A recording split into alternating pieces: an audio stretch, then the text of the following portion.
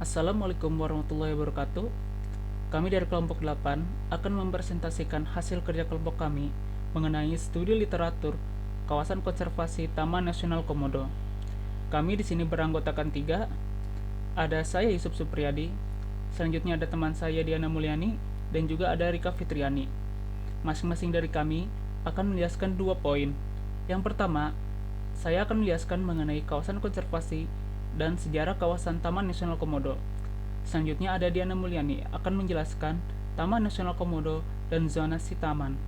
Yang terakhir ada Rika Fitriani akan menjelaskan pengelolaan sumber daya dan juga pendanaan Taman Nasional.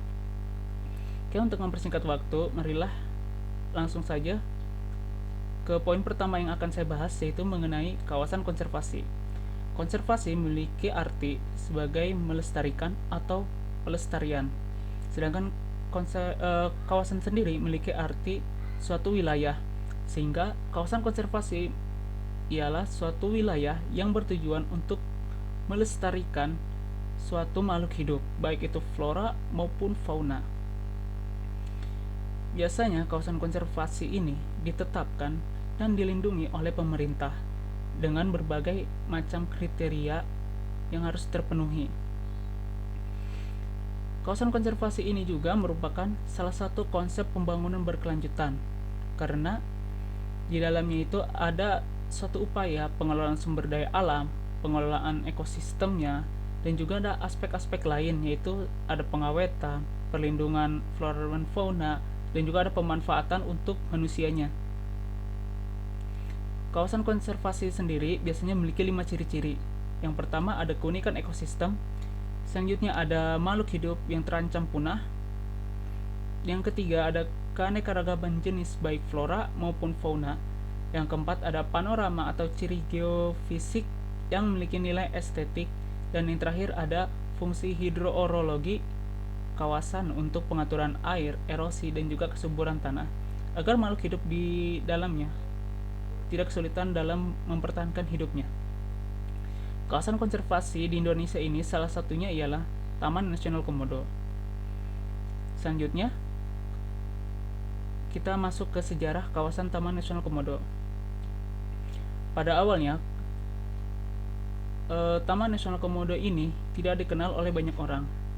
Awalnya itu, pada tahun 1911, seorang perwira Hindia Belanda datang ke Pulau Komodo.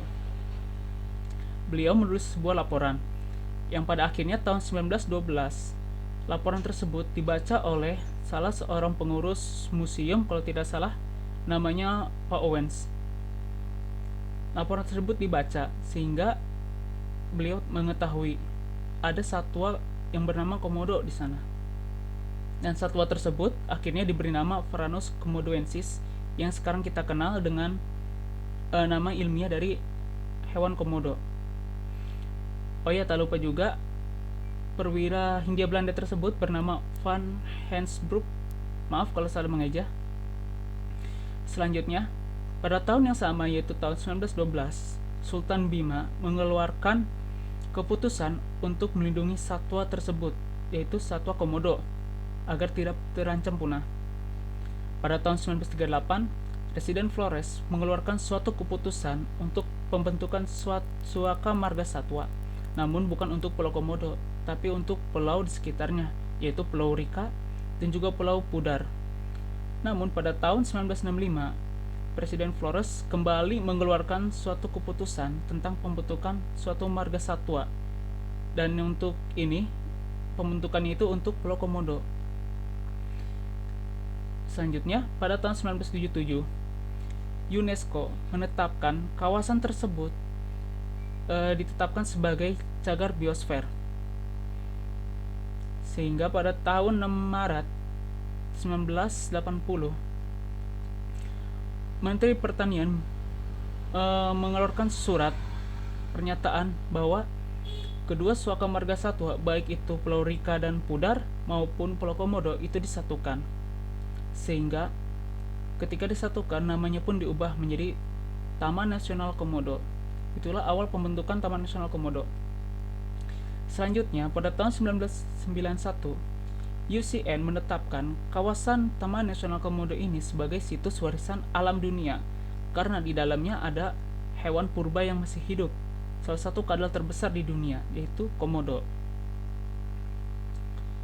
Selanjutnya juga keputusan tersebut juga dikeluarkan oleh Menteri Kehutanan pada tanggal 26 Februari 1992 melalui nomor 326 garis miring KPTS 2 garis miring 1992 yang isinya itu menetapkan status Taman Nasional Komodo. Selanjutnya pada tahun 1992 Presiden mengeluarkan suatu keputusan nomor 4 tahun 1992 yaitu penetapan bahwa komodo ini sebagai satwa nasional. Itulah sejarah singkatnya. Selanjutnya poin selanjutnya itu kawasan Taman Nasional Komodo akan dijelaskan oleh Dina Mulyani. Kepadanya disilakan. Oke, baik. Di sini saya akan menjelaskan tentang kawasan Taman Nasional Komodo dengan sistem zonasi Taman Nasional Komodo. Nah, yang pertama itu ada Taman Nasional Komodo. Nah, Taman Nasional Komodo ini biasanya diperuntukkan untuk satwa-satwa komodo. Nah, satwa-satwa komodo ini biasanya memiliki habitat. Nah, habitatnya itu biasanya ada di keadaan yang kering dan gersang. Nah, selain menyukai keadaan yang kering dan gersang ini, kawasan Taman Nasional Komodo ini dibagi menjadi 3 pulau besar. Nah, diantaranya itu yang pertama itu ada Pulau Komodo, Pulau Rinca, dan Pulau Padar. Nah, selain ada pulau-pulau tersebut, itu ada pulau-pulau terpencil yang lainnya. Nah, di dalam kawasan Taman Nasional Komodo ini sebagian besar memiliki savana yang begitu luas. Nah, wisatawan juga dapat mengunjungi kawasan-kawasan tersebut. Nah, selain memiliki savana yang begitu luas, jadi kawasan Taman Nasional ini juga memiliki suhu yang panas dan sumber mata air yang terbatas. Maka dari itu Taman Nasional ini merupakan keunikan tersendiri bagi wisatawan. Kenapa memiliki keunikan tersendiri? Karena hewan komodo ini biasanya memiliki habitat yang hidupnya itu di pulau-pulau kayak yang cukup gersang dan kesannya itu panas. Nah, selain itu juga kawasan Taman Nasional Komodo ini merupakan aset nasional yang mendapat dukungan dari internasional ya, sebagai cagar biosfer UNESCO yang sudah dijelaskan oleh Yusuf Supriyadi, teman saya. Nah, selanjutnya itu di dalam kawasan Taman Nasional ini biasanya sangat banyak dikunjungi oleh wisatawan-wisatawan baik dari Indonesia ataupun luar negeri. Nah, jadi kenapa sangat banyak dikunjungin? Karena di dalam kawasan Taman Nasional ini memiliki habitat-habitat yang baik untuk masyarakat yang dapat mengunjunginya. Nah, baiknya itu kayak misalkan contohnya khususnya di daerah Manggarai. Nah, di daerah Manggarai itu di Taman Nasional Komodo ini beliau menjuluki Taman Nasional Komodo ini dengan julukan dunia tersendiri katanya. Nah, mengapa Taman Nasional dijuluki dengan hal tersebut? Karena bagi wisatawan yang telah mengunjungi Taman Nasional Komodo ini, katanya bahwa di dalam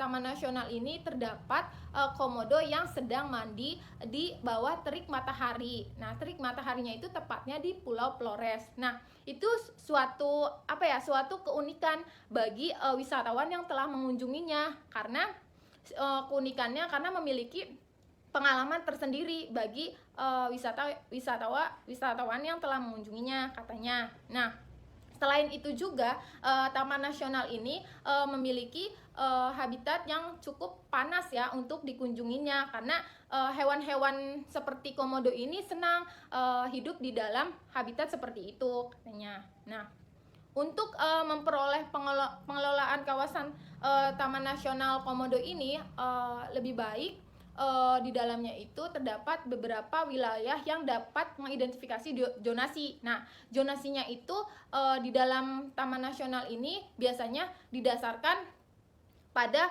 ekologi dan konservasinya. Kenapa? Karena zonasi yang ada di dalam Taman Nasional Komodo ini untuk keberlangsungan kehidupan baik untuk flora ataupun fauna yang ada di Taman Nasional Komodo. Nah, berikut adalah gambar usulan zonasi Taman Nasional Komodo. Jadi Taman Nasional Komodo ini didasarkan pada SK Dirjen tahun 1990. Nah, dengan Undang-Undang Nomor 5 tentang konservasi hayati. Jadi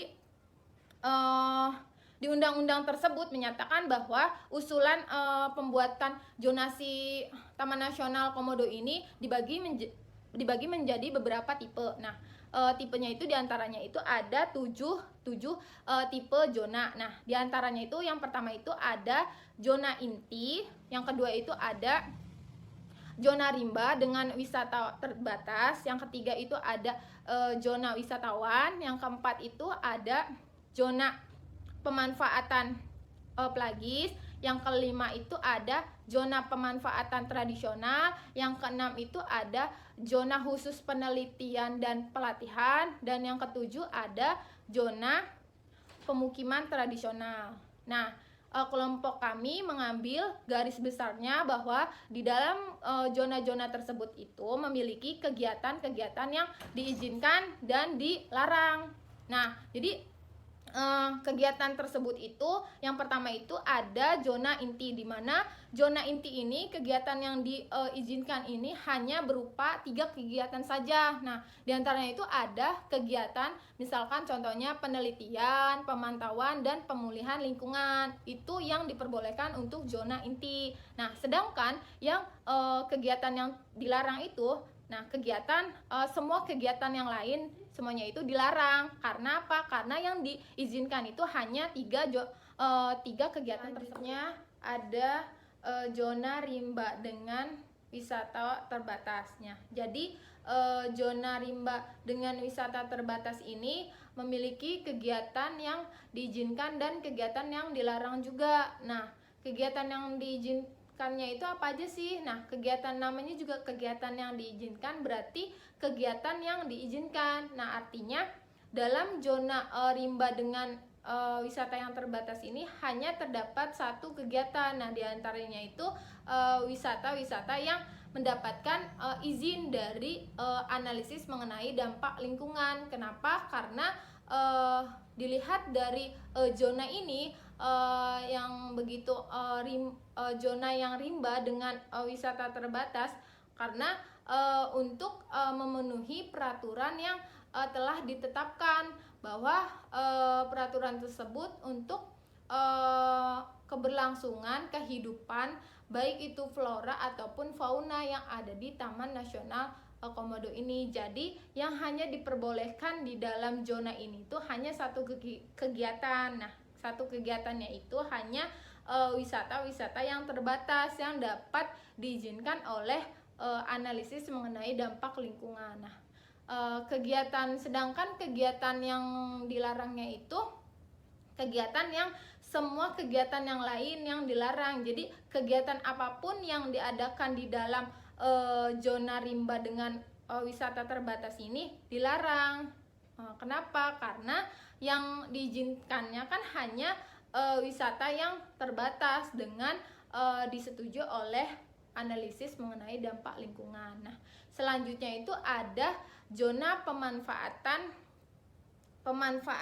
pelagis. Nah, zona pemanfaatan pelagis ini artinya itu zona yang diizinkannya ini hanya terdapat dari masyarakat yang ada di dalam Taman Nasional Komodo ini. Jadi hanya untuk masyarakat yang ada di sana.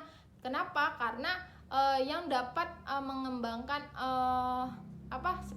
spesies yang ada di dalam kawasan Taman Nasional ini yang diperbolehkan untuk melakukan kegiatan tersebut. Nah, makanya yang diperbolehkan itu hanya masyarakat-masyarakat yang ada di dalam Taman Nasional Komodo ini. Nah, untuk yang untuk yang kegiatan yang dilarangnya itu ada di zona ini itu ada kayak misalkan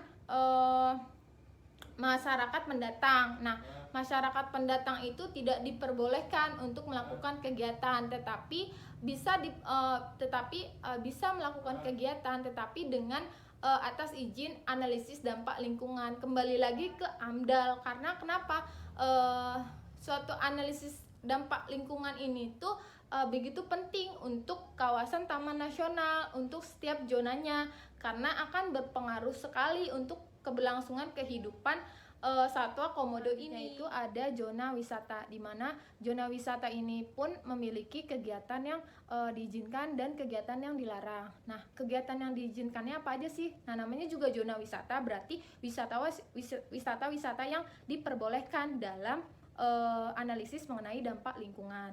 Nah, wisata-wisata apa aja sih? Nah, wisata-wisatanya itu berikut, kayak misalkan yang diizinkannya itu kayak misalkan penangkapan ikan, nah, ataupun spesies-spesies yang lainnya. Tetapi dalam hasil analisis dampak lingkungan yang sudah diperbolehkan. Nah, untuk kegiatan yang dilarangnya itu kegiatan yang semua kegiatan selain yang saya tadi jelaskan itu dilarang. Kenapa? Karena dalam peraturan itu mengatakan bahwa untuk zona-zona ini sangat berpengaruh sekali dengan analisis mengenai dampak lingkungan. Nah, selanjutnya ada zona pemanfaatan tradisional. Nah, zona pemanfaatan tradisional ini kegiatan yang diizinkannya itu berupa, salah satu contohnya itu yang dibudidayakan oleh masyarakat Taman Nasional Komodo. Nah, salah satunya itu spesies yang harus dijaga oleh masyarakat-masyarakat yang ada di kawasan Taman Nasional tersebut. Jadi, masyarakat-masyarakat yang ada di Taman Nasional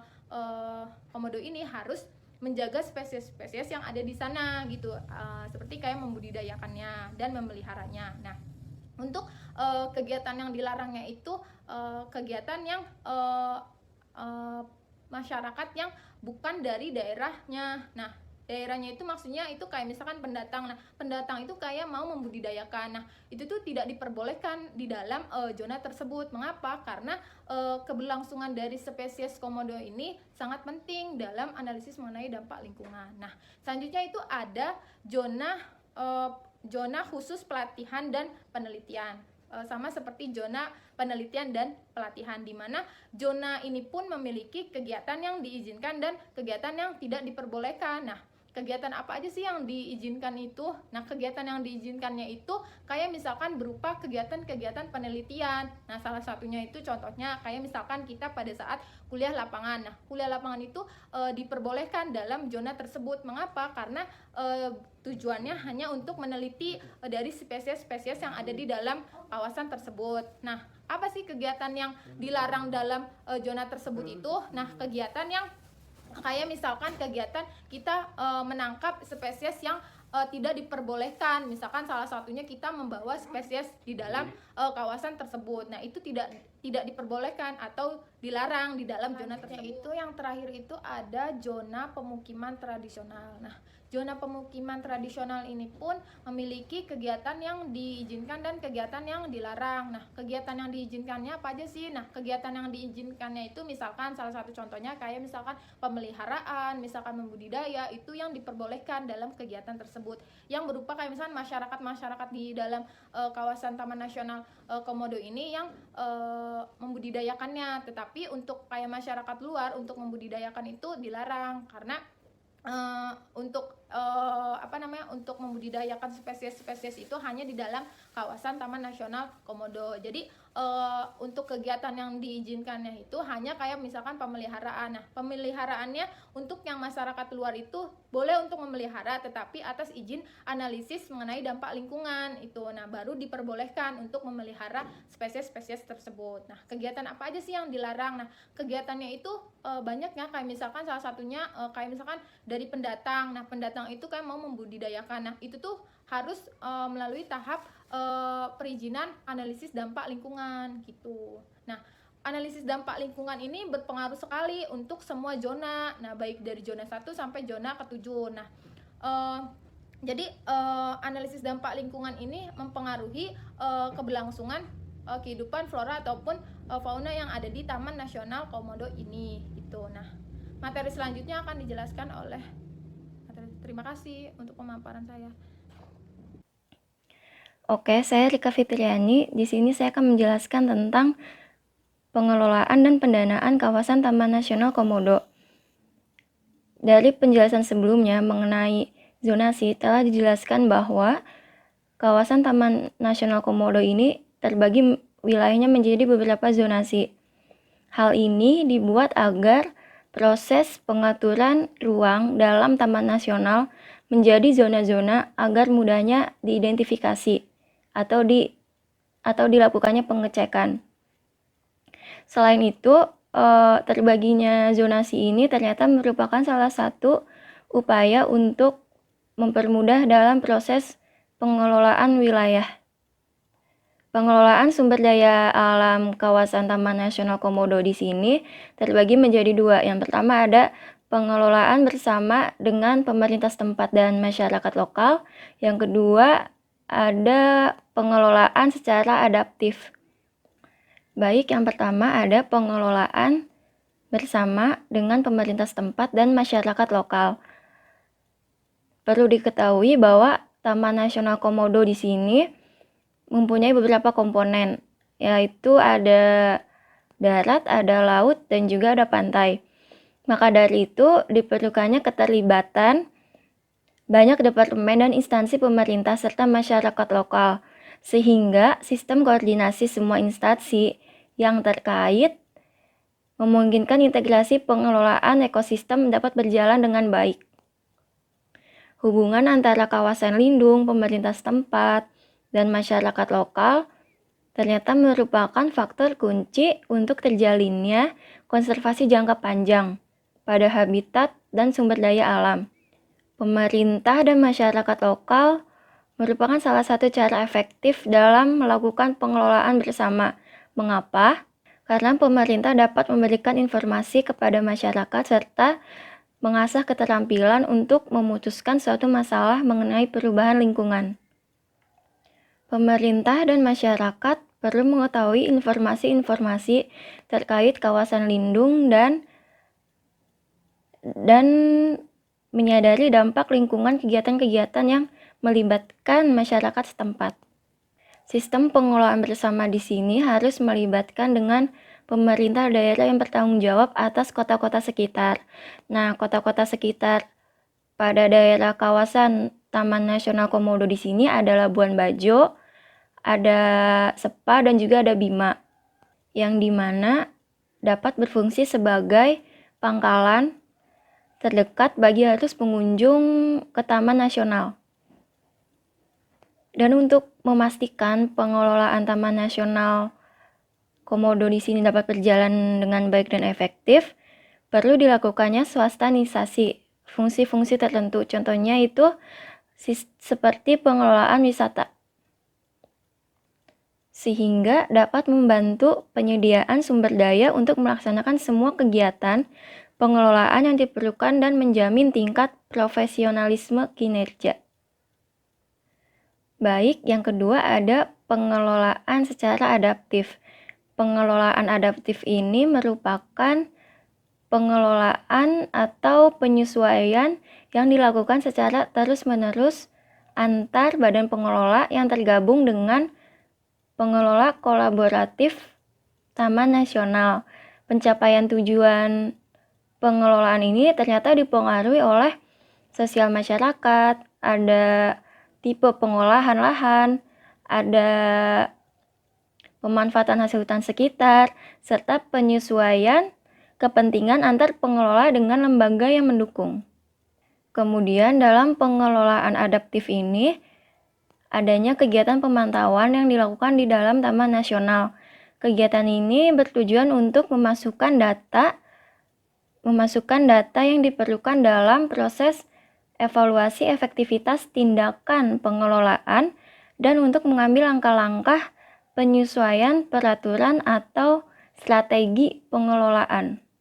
Taman Nasional Komodo perlu menerapkan strategi pengelolaan secara adaptif, yaitu dengan melakukan penyesuaian aturan dan langkah-langkah pengelolaan berdasarkan informasi terkini yang diambil dari lapangan. Maka dari itu, pengelolaan sumber daya alam Taman Nasional yang efektif memerlukan informasi tentang distribusi, ukuran, komposisi, dan kecenderungan perkembangan jenis-jenis terestrial atau perairan. Baik, penjelasan selanjutnya yaitu tentang pendanaan kawasan Taman Nasional Komodo. Secara umum, kawasan Taman Nasional ini dibiayai oleh pemerintah Indonesia. Pemerintah menyediakan anggaran operasional dan menggaji karyawan yang bekerja di bagian UPT atau unit pelaksana teknis. Namun demikian, semua anggaran yang didapatkan dari pemerintah tidak mampu untuk memenuhi semua kebutuhan Taman Nasional. Oleh karena itu, pada Taman Nasional Komodo terdapat berbagai analisis pilihan untuk merestrukturisasi pungutan masuk wisatawan dan mereformasi sistem distribusi pungutan masuk dalam lingkungan Ditjen PKA atau Direktorat Jenderal Perlindungan dan Konservasi Alam. Sehingga dari kegiatan tersebut, sebagian besar pemasukan dapat disalurkan langsung untuk menunjang pengelolaan Taman Nasional. Berdasarkan pilihan tersebut, Taman Nasional Komodo menentukan bahwa akan bekerja sama dengan para mitra untuk melaksanakan pendekatan yang paling layak, sehingga dapat menyediakan pembiayaan bagi kegiatan konservasi di masa mendatang. Bentuk sistem pengelolaan keuangan yang paling memungkinkan yaitu konsesi pengelolaan atau pengusahaan pariwisata. Yang dimaksud dengan konsesi di sini yaitu berisi perjanjian jasa kontraktual untuk menarik partisipasi sektor swasta dalam pengembangan, ada pembiayaan, pengoperasian, dan pemeliharaan infrastruktur. Salah satunya Taman Nasional Komodo di sini akan menjalin kerjasama dengan mitra LSM atau lembaga swadaya masyarakat dan sektor wisata.